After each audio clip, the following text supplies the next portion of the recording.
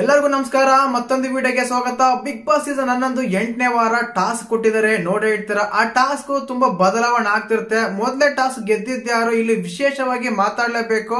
ನಾವು promo observe ಮಾಡಿದಾಗ ಒಬ್ಬ ಕಂಟೆಸ್ಟೆಂಟ್ ಗೆ ಇಂಜುರಿ ಆಗಿದೆ, ಅವ್ರೇನು ಮನೇಲಿದಾರ, ಹಾಸ್ಪಿಟಲ್ ಪಾಲಾಗಿದಾರ, ಮತ್ತೆ ಟಾಸ್ಕ್ ಗೆದ್ದಿದ್ ಯಾರು, ಏನಾಗಿದೆ, ಯಾಕೆ ಆ ಪರಿಸ್ಥಿತಿ ಬಂತು, ಟಾಸ್ಕ್ ವಿನ್ ಆಗಿದ್ ಯಾರು ಅಂತೆಲ್ಲ ಮಾತಾಡೋಣ. ದಯವಿಟ್ಟು ಚಾನಲ್ ಯಾರು ಹೊಸ ನೋಡ್ತಾ ಇದ್ರೆ ಮಿಸ್ ಮಾಡ್ದೇನೆ ಸಬ್ಸ್ಕ್ರೈಬ್ ಮಾಡಿ, ಲೈಕ್ ಮಾಡಿ, ಶೇರ್ ಮಾಡಿ.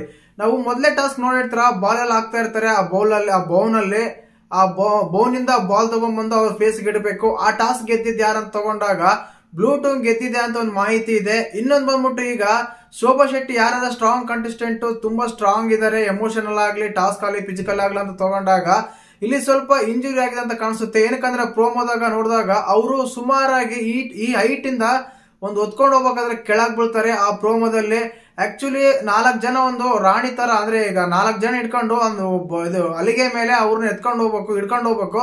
ಆ ಟೈಮಲ್ಲಿ ಹೋಗಿ ಅಲ್ಲಿ ಒಂದು ಇದು ತಗಲಾಕಿರ್ತಾರೆ, ಒಂದು ಪಾಯಿಂಟ್ಸ್ ಒಂದು ಚೀಲ. ಆ ಚೀಲ ಬಿಚ್ಚಬೇಕಾದ್ರೆ ಆರಾಮಾಗಿ ಭವ್ಯಗೌಡಗಿಂತ ಮುಂಚೆನೆ ಅವರು ರಿಮೂವ್ ಮಾಡ್ತಾರೆ ಆ ಚೀಲನ. ಬಟ್ ಆ ಚೀಲ ತಗೊಂಡ್ಬರ್ಬೇಕಾದ್ರೆ ಸ್ಕಿಡ್ ಆಗಿ ಕೆಳಗ್ ಬೀಳ್ತಾರೆ. ಅದ್ ಆಕ್ಚುಲಿ ಅವರು ಒಂದು ಪೋಲ್ ಹಿಡ್ಕೊಂಡಿರ್ತಾರೆ. ಆ ಪೋಲ್ ಬಿಟ್ಟು ಆಮೇಲೆ ಅವರು ಮೂವ್ ಅಂತ ಹೇಳ್ಬೇಕಾಗಿತ್ತು. ಆ ಪೋಲ್ ಹಿಡ್ಕೊಂಡೆ ಮೂವ್ ಅಂತ ಹೇಳ್ತಾರೆ. ಆ ಟೈಮಲ್ಲಿ ನಮ್ಮ ಶೋಭಾ ಶೆಟ್ಟಿ ಅವರು ಅಲ್ಲಿ ಎತ್ಕೊಂಡಿರ್ತಾರ 4 ಜನ, ಆ ಹೈಟ್ ಇಂದ ಕೆಳಗ್ ಬೀಳ್ತಾರೆ. ಆದ್ರಿಂದ ಈ ಟಾಸ್ಕ್ ಗಮನಿಸಿದಾಗ ಯಾವಾಗಾದ್ರೆ ಯಾವಾಗಾದ್ರೆ ಶೋಭಾ ಶೆಟ್ಟಿ ಅವರ ಕೆಳಗ್ ಬೀಳ್ತಾರೋ ಅವಾಗ ಈಸಿಯಾಗಿ ಪೋಲ್ ಆಗುತ್ತೆ ಅವ್ರ ಗೇಮ್, ನಮ್ಮ ಶೋಭಾ ಶೆಟ್ಟಿ ಅವರ ಗೇಮ್, ಮಂಜಣ್ಣ ಟೀಮು.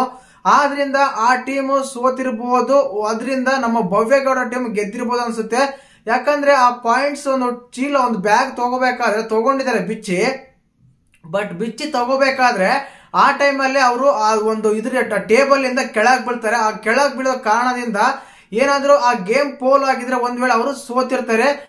ಇದರಿಂದಾಗಿ ನಮ್ಮ ಭವ್ಯಗೌಡರ ಟೀಮು ಈಸಿಯಾಗಿ ಗೆದ್ದಿರುತ್ತಂತ ಒಂದು ಕನ್ಕ್ಲೂಷನ್ ಬರ್ಬೋದು. ಬಟ್ ಪ್ರೋಮೋಗೆ ಎಪಿಸೋಡ್ಗೆ ತುಂಬಾ ವ್ಯತ್ಯಾಸ ಇರುತ್ತೆ.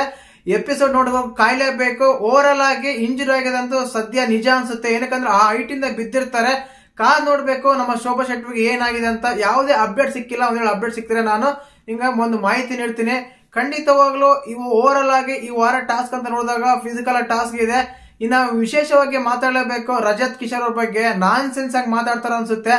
ಅಷ್ಟೊಂದು ಮಾತಾಡೋ ಅವಶ್ಯಕತೆ ಇರಲ್ಲ. ತುಂಬಾ ಓವರ್ ಆಗಿ ರೂಡ್ ಆಗಿ ಮಾತಾಡ್ತಾರೆ. ಮಾತು ಮನೆ ಕೆಡಿಸೋ, ಅದು ಇನ್ನೊಂದು ಗಾದೆ ಮಾತಿದೆ, ಅದು ಆ ರೀತಿ ಆಗುತ್ತೆ. ಒಬ್ಬ ವ್ಯಕ್ತಿತ್ವನ ಅಳೆಯಕ್ಕೆ ಮಾತೇ ಕಾರಣ. ಎಷ್ಟಾದ್ರೆ ಮಾತಾಡಬೇಕಾದ್ರೆ ಅದ್ರಲ್ಲಿ ಪಾಯಿಂಟ್ ಇರಬೇಕು, ಅದ್ರಲ್ಲಿ ಸೆನ್ಸ್ ಇರಬೇಕು. ಸುಮ್ನೆ ಅನವಶ್ಯವಾಗಿ ಮಾತಾಡಿ ಪದಗಳೆಲ್ಲ ಯೂಸ್ ಮಾಡಿದ್ರೆ ಅದು ನಿಮ್ಗೆ ಡೇಂಜರ್ ಅನ್ಸುತ್ತೆ. ಆ ರೀತಿ ಅನ್ಸೈತಿ. ಇವತ್ತು ಪ್ರೋಮೋಗಳೆಲ್ಲ ಗಮನಿಸಿದಾಗ ಆಲ್ಮೋಸ್ಟ್ ಆಲ್ ಪ್ರೋಮೋಗಳು ಇವತ್ತು ಅವ್ರಿಬ್ರು ಇದಾವೆ. ನಮ್ಮ ರಜತ್ ಕಿಶನ್ ಮತ್ತೆ ಶೋಭಾ ಶೆಟ್ಟಿ ಅವರ ಪ್ರೋಮೋನೇ ಬಂದಿದೆ.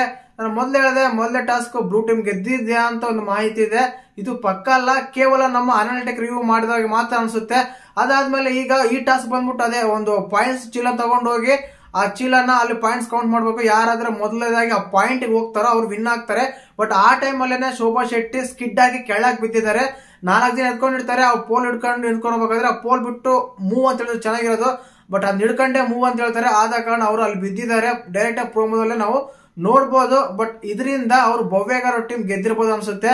ಓವರ್ ಆಗಿ 2 ಟಾಸ್ಕ್ ಅವರೇ ಗೆದ್ರ ಅಂತೆಲ್ಲ ಒಂದು ಇದೆ.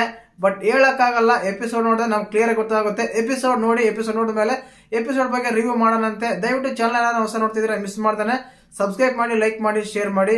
ಜೈ ಹಿಂದ್, ಜೈ ಕರ್ನಾಟಕ ಮಾತೆ.